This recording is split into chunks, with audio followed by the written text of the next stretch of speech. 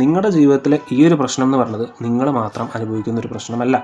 നിങ്ങൾ കടന്നുപോയിക്കൊണ്ടിരിക്കുന്നത് ശരാശരി ലക്ഷക്കണക്കിന് കോടിക്കണക്കിന് ആൾക്കാർ അനുഭവിച്ചുകൊണ്ടിരിക്കുന്ന ഒരു സാധാരണ പ്രശ്നം മാത്രമായിരിക്കും.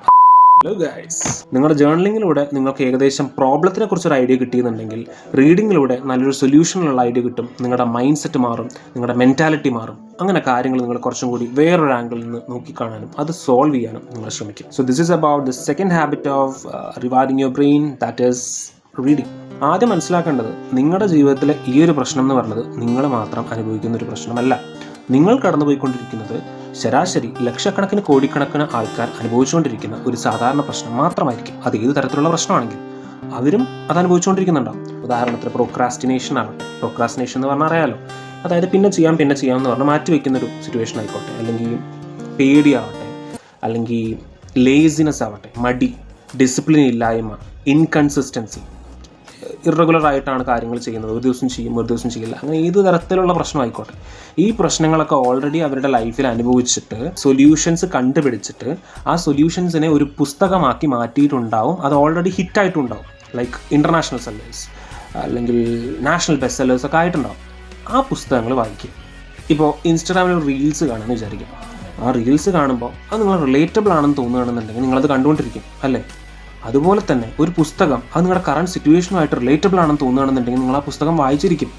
ബോഡിക്ക് എനർജി തരുന്നത് നല്ല ഭക്ഷണമാണ് എന്നുണ്ടെങ്കിൽ മനസ്സിന് എനർജി കൊടുക്കുന്നത് നല്ല ചിന്തകളാണ്. നല്ല ചിന്തകൾ വെറുതെ ഒന്നും വരില്ല. ഗുഡ് തോട്ട്സ് വരണം എന്നുണ്ടെങ്കിൽ അവിടെ ഗുഡ് തോട്ട്സിനുള്ള സീഡ്സ് നമ്മൾ പാകണം. മനസ്സിലായോ? ഗുഡ് തോട്ട്സിനുള്ള സീഡ്സ് നമ്മൾ പാകാൻ വേണ്ടിയിട്ടാണ് നമ്മൾ പ്രധാനമായിട്ടും നല്ല പുസ്തകങ്ങൾ വായിക്കണമെന്ന് പറയുന്നത്. നല്ല പുസ്തകങ്ങളാണ് നിങ്ങൾ വായിക്കണമെന്നുണ്ടെങ്കിൽ ഒരുപാട് തോട്ട്സ് നിങ്ങളുടെ ഉള്ളിലേക്ക് വരും. നിങ്ങളുടെ ഉള്ളിൽ പിന്നീട് ഒരു നെഗറ്റീവ് തോട്ട്സ് വരുമ്പോൾ ഡെഫിനറ്റ്ലി ഓട്ടോമാറ്റിക്കലി അത് നിങ്ങളുടെ പോസിറ്റീവ് തോട്ട്സുമായിട്ട് ഇങ്ങനെ ഇല്ലാണ്ടായിട്ട്. അപ്പോൾ ഞാൻ പറയണത് എന്താണെന്ന് വെച്ച് കഴിഞ്ഞാൽ, നല്ല പുസ്തകങ്ങൾ വായിക്കുമ്പോൾ നല്ല തോട്ട്സ് ഉണ്ടാവും, നല്ല സൊല്യൂഷൻസ് ഉണ്ടാവും. അങ്ങനെ നിങ്ങളുടെ ലൈഫിൽ കുറച്ച് മെച്ചപ്പെടലൊക്കെ ഉണ്ടാവും. തുടക്കമാകുമ്പോൾ ഒരിക്കലും ഒരു 10 പേജും 15 പേജും ഒരു ദിവസം കൊണ്ട് ഒറ്റ പുസ്തകവും കംപ്ലീറ്റ് ചെയ്യണമെന്ന് ഞാൻ പറയില്ല. ഞാൻ ഒരിക്കലും അത് പറയില്ല. നിങ്ങളൊരു 2 പേജസ് സ്റ്റാർട്ട് ചെയ്യുക, ഒരു 3 പേജ് സ്റ്റാർട്ട് ചെയ്യുക. If you feel like it's relatable, if you feel like reading it fully, then you can read it. അത്രയേ ഉള്ളൂ. അത് നിങ്ങൾ റിലേറ്റബിളായി തോന്നുന്നുണ്ടെങ്കിൽ മാത്രമേ നമ്മളത് വായിക്കുകയുള്ളൂ, അത് കംപ്ലീറ്റ് ചെയ്യുള്ളൂ. നമുക്ക് ബോറടിച്ചു കഴിഞ്ഞാൽ അത് സിനിമയാണെങ്കിലും സീരീസ് ആണെങ്കിലും റീൽസ് ആണെങ്കിലും നമ്മളത് കാണത്തില്ല. അതങ്ങനെയാണ്. പ്രശ്നം എങ്ങനെ ടാക്കിൾ ചെയ്യാമെന്ന് അറിയാൻ വേണ്ടി നല്ല കുറച്ച് പുസ്തകങ്ങൾ വായിക്കും. നല്ല കുറച്ച് പുസ്തകങ്ങൾ വായിക്കുമ്പോൾ അതെങ്ങനെ ടാക്കിൾ ചെയ്യണം എന്നുള്ളതിനെക്കുറിച്ച് നിങ്ങൾക്ക് നല്ലൊരു നോളേജ് കിട്ടും. നല്ല നോളേജ് കിട്ടുമ്പോൾ നിങ്ങൾക്ക് ഓട്ടോമാറ്റിക്കലി പിന്നെ എന്ത് തരത്തിലുള്ള പ്രശ്നം വരുമ്പോഴും നമുക്ക് ടാക്കിൾ ചെയ്യാൻ കഴിയും. So what I M saying is just start reading and make your life much more beautiful. This is Ananda signing off.